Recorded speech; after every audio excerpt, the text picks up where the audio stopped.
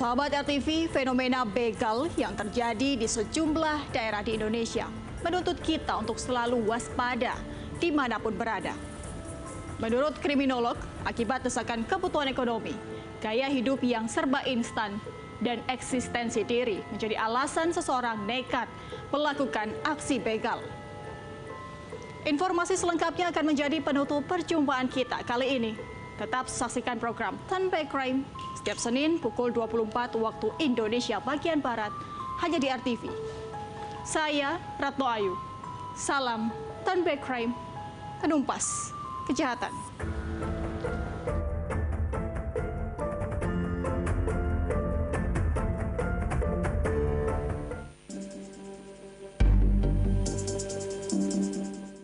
Aksi kawanan begal di sejumlah daerah yang terus berulah jelas membuat masyarakat semakin resah.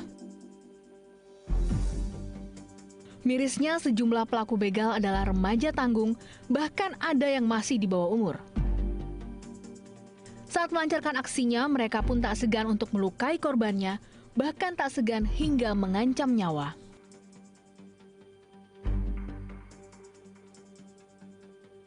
Sebut saja kasus begal sadis di Cilincing, Jakarta Utara, dan seorang mahasiswa di Bandung, Jawa Barat yang menderita luka tusuk usai telepon genggamnya dirampas kawanan begal.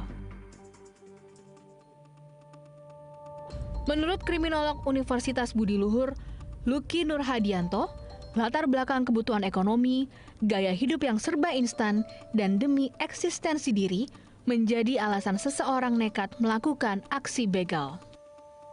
Ya, memang yang pertama karena sudah terjadi segregasi dari bagaimana kemudian pemenuhan hidup itu bergeser dari yang sekedar mencari nilai-nilai yang bersifat akademik gitu ya, seperti itu ya, kemudian beralih kepada kebudayaan bersifat instan. Nah, kebudayaan bersifat instan ini akhirnya memanifestasikan dampak berikutnya, ya ini adalah mereka berupaya untuk mendapatkan keuntungan secara lebih cepat, terus kemudian mereka mengabaikan nilai sisi humanis kemanusiaan. Yang ketiga adalah saat kemudian mereka tidak lagi memiliki wadah yang bisa menampung aspirasi yang mereka miliki, seperti bagaimana kemudian mereka diakui di masyarakat, mereka bisa beraktivitas secara produktif. Yang paling parah adalah saat kemudian mereka tidak punya tempat untuk dapat mengaktualisasikan diri secara lebih produktif.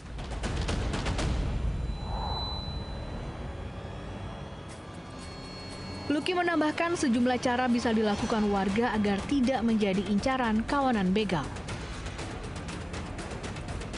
Yang pertama yang bisa kita lakukan adalah yang bersifat community based atau kemudian mengintegrasikan masyarakat untuk bersama-sama memerangi begal.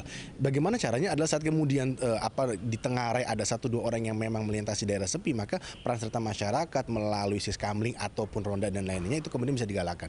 Yang kedua adalah saya pikir masyarakat juga terutama ya orang-orang yang memang beraktivitas di waktu-waktu yang memang berpotensi menjadi korban begal juga harus mengetahui bahwa apa yang mereka lakukan itu adalah suatu benar. Saat kemudian mereka berupaya untuk mempertahankan diri, terus kemudian menjadikan mereka sebagai korban, di satu sisi mereka melakukan perlawanan terhadap para begal.